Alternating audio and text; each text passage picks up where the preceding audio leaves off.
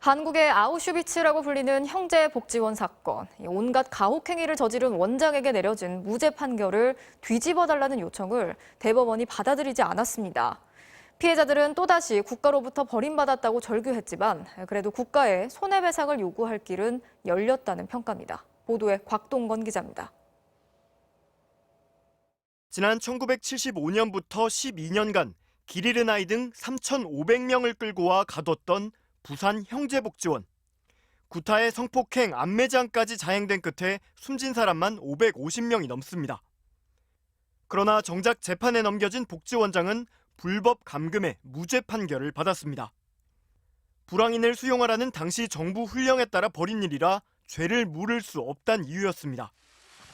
30년 가까이 흐른 2018년 검찰 과거사위에서 당시 검찰 수사에 문제가 드러나자 검찰총장은 이 사건을 다시 판단해달라며 대법원에 비상상고를 했습니다.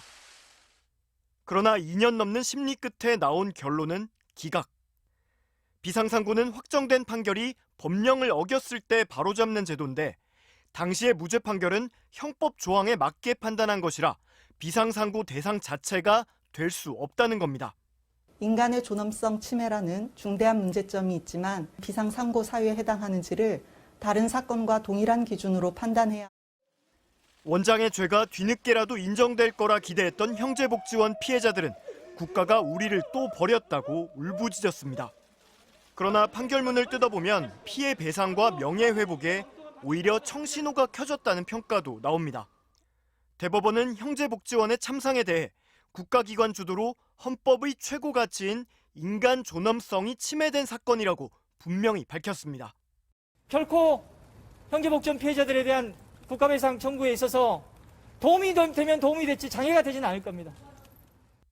일반적인 민사소송과 달리 국가의 불법 행위로 인한 피해는 아무리 시간이 지났더라도 배상 청구가 가능합니다.